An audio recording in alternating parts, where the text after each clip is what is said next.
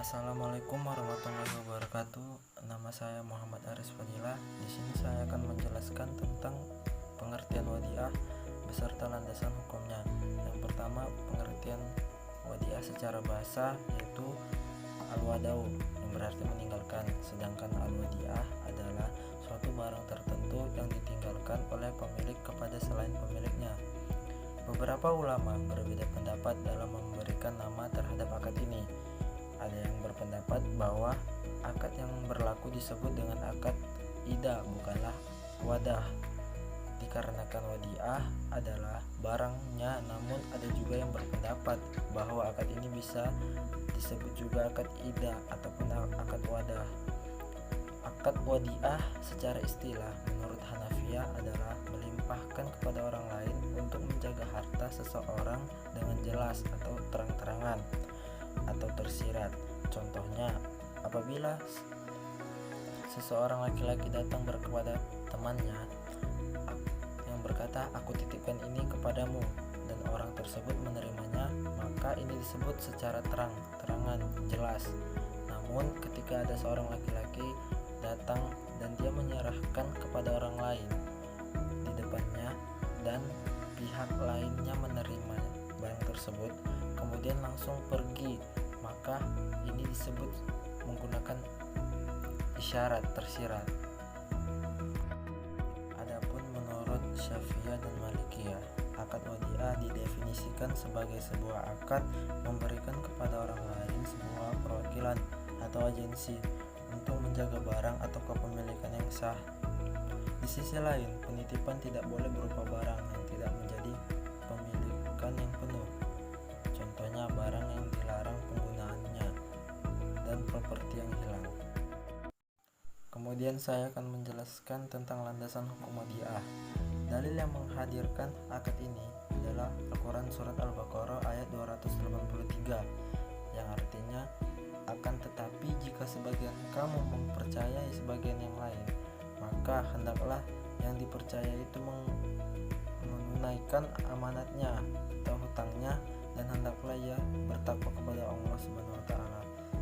Kemudian terdapat pada Quran surah An-Nisa ayat 58 yang artinya, "Sesungguhnya Allah menyuruh kamu menyampaikan amanat kepada yang berhak menerimanya dan menyuruh kamu apabila menetapkan hukum di antara manusia supaya kamu menetapkan yang adil."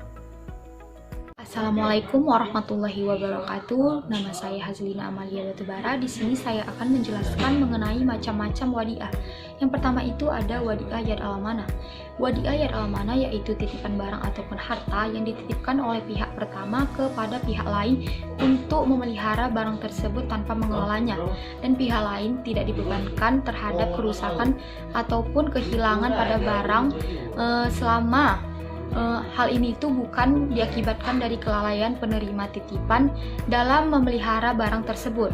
Nah, contohnya itu seperti safe deposit box. Kedua, wadiah yad damana. Wadiah ini merupakan titipan barang atau harta yang dititipkan oleh pihak pertama kepada pihak lain untuk memelihara barang tersebut, dan pihak lain dapat memanfaatkan dengan seizin pemiliknya dan menjamin untuk mengembalikan titipan tersebut secara utuh setiap saat ketika si pemilik membutuhkannya. Konsekuensinya, jika uang itu dikelola oleh pihak lain dan mendapatkan keuntungan, maka seluruh keuntungan menjadi milik pihak lain, dan bank boleh memberikan bonus ataupun hadiah pada pihak pertama dengan dasar tidak ada perjanjian sebelumnya. Nah, contohnya seperti tabungan dan giro tidak berjangka. Masuk pada aplikasi wadiah dalam perbankan. Yang pertama itu ada giro wadiah. Yang dimaksud dengan giro wadiah adalah giro yang dijalankan berdasarkan akad wadiah, yakni titipan murni yang setiap saat dapat diambil jika pemiliknya menghendaki. Dalam konsep wadiah yad damana, pihak yang menerima titipan boleh menggunakan ataupun memanfaatkan uang atau barang yang dititipkan. Hal ini berarti bahwa wadiah yad damana mempunyai implikasi hukum yang sama dengan qard, yakni nasabah bertindak sebagai pihak yang meminjamkan uang dan bank bertindak sebagai pihak yang dipinjami. Dengan demikian, pemilik dana dan bank tidak boleh saling menjanjikan untuk memberikan imbalan atas penggunaan atau pemanfaatan dana ataupun barang tersebut. Yang Kedua, tabungan wadiah. Tabungan wadiah merupakan tabungan yang dijalankan berdasarkan akad wadiah, yakni titipan murni yang harus dijaga dan dikembalikan setiap saat sesuai dengan kehendak pemiliknya. Berkaitan dengan produk tabungan, Bank Syariah menggunakan akad wadiah yad domana, di mana nasabah bertindak sebagai penitip yang memberikan hak kepada Bank Syariah untuk menggunakan ataupun memanfaatkan barang titipannya. Sedangkan Bank Syariah sebagai pihak yang dititipi yang disertai hak untuk menggunakan dan memanfaatkan dana atau barang tersebut. Mengingat wadiah yad domana ini mempunyai implikasi hukum yang sama dengan qard, maka nasabah dan bank tidak boleh saling menjanjikan untuk membagikan hasil keuntungan barang tersebut. Namun, bank diperkenakan memberikan bonus ataupun hadiah kepada pemilik harta titipan selama tidak disyaratkan di muka ataupun di sebelumnya. Terima kasih. Saya Damayanti Simarmata, saya akan melanjutkan makalah kami, yaitu tentang rukun wadiah. Rukun wadiah adalah hal-hal yang terkait atau yang harus ada di dalamnya yang menyebabkan terjadinya akad wadiah, yaitu seperti muwadi atau orang yang menitipkan. Kedua, wadi yaitu orang yang menerima titipan. Ketiga, wadiah atau barang yang dititipkan. Dan yang terakhir, sigot atau ijab kabulnya. Selanjutnya, saya akan menjelaskan tentang syarat-syarat wadiah. Syarat-syarat untuk benda yang dititipkan, yaitu seperti benda yang dititipkan disyaratkan harus benda yang bisa untuk disimpan. Apabila benda tersebut tidak bisa disimpan, seperti burung di udara atau benda yang jatuh ke dalam air, maka wadiah tidak sah, sehingga apa yang hilang tidak wajib mengganti. Kedua, yaitu syarat-syarat sigot. Sigot akad adalah ijab dan kabul. Syarat sigot adalah ijab harus dinyatakan dengan ucapan atau perbuatan. Ucapan ada kalanya tegas atau syarih dan ada kalanya dengan sindiran atau kinayah. Malikiyah menyatakan bahwa lafal dengan kinayah harus disertai dengan niat. Contohnya, lafal yang syari, saya titipkan barang ini kepada Anda, sedangkan contoh lafal yang syari yaitu saya titipkan barang ini kepada Anda. Sedangkan contoh lafal sindiran atau kinayah yaitu seseorang mengatakan, berikan kepadaku mobil ini. Pemilik mobil menjawab, saya berikan mobil ini kepada Anda. Kata berikan mengandung arti hibah dan wadiah atau titipan. Selanjutnya yaitu syarat-syarat orang yang menitipkan atau al-mudi, yaitu syarat yang pertama berakal. Dengan demikian tidak sah wadiah dari orang gila dan orang yang belum berakal. Kedua, balik. Syarat ini dikemukakan oleh Syafi'iyah. Dengan demikian menurut Syafi'iyah, wadiah tidak sah apabila dilakukan oleh anak yang belum balik, masih di bawah umur. Tetapi menurut Hanafiyah, balik tidak menjadi syarat wadiah, sehingga wadiah hukumnya sah apabila dilakukan oleh anak mumaid dengan persetujuan dari walinya. Selanjutnya saya akan menjelaskan tentang syarat-syarat orang yang dititipi atau al-muda. Syarat orang yang dititipi yaitu seperti satu, tidak sah wadiah dari orang gila dan anak yang masih di bawah umur.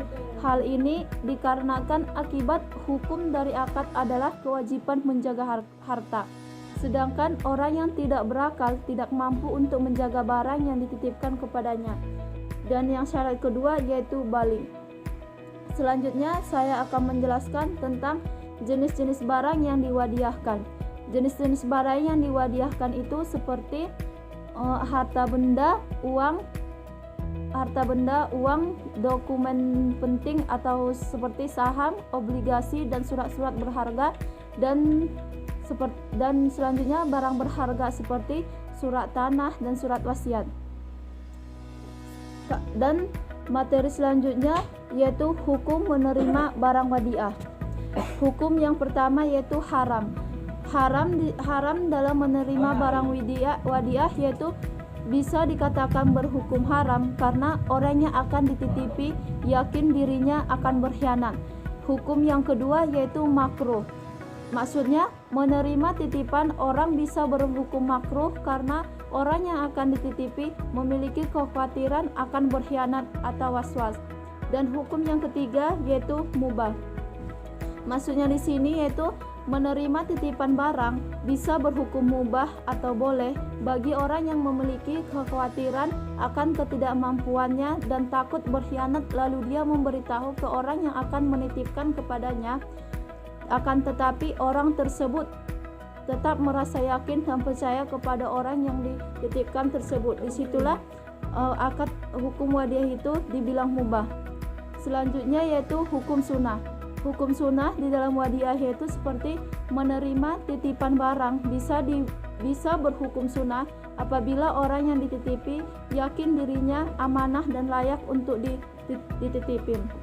Selanjutnya yaitu hukumnya wajib. Menerima wadiah berhukum wajib jika ada orang yang jujur dan layak untuk dititipin.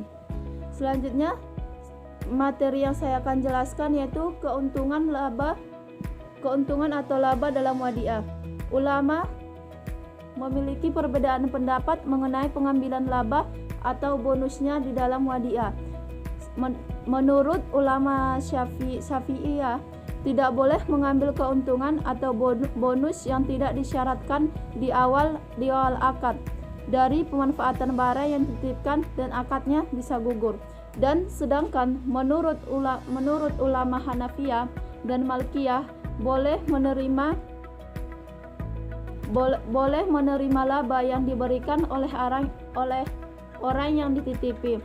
Sedangkan apabila imbalan yang diterima dari bank berupa bunga, maka ulama Hanafiyah mengatakan keuntungan tersebut harus disedekahkan. Sedangkan menurut ulama Maliki, keuntungan tersebut harus diserahkan ke Baitul Mal atau kas negara.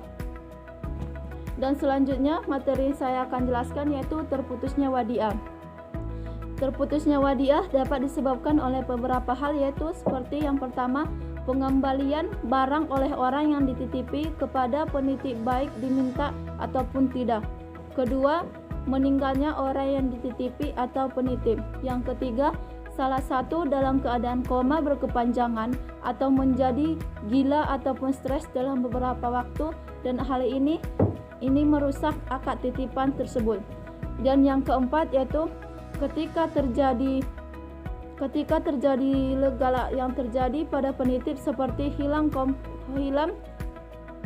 kompetensi dan pada pihak orang yang dititipi bangkrut atau falit. Dan yang selanjutnya yang menyebabkan terputusnya akad wadiah itu yaitu ketika pihak yang dititipi mentransfer kepemilikan barang kepada pihak lain ataupun diberikan sebagai hadiah. Sekian materi dari saya.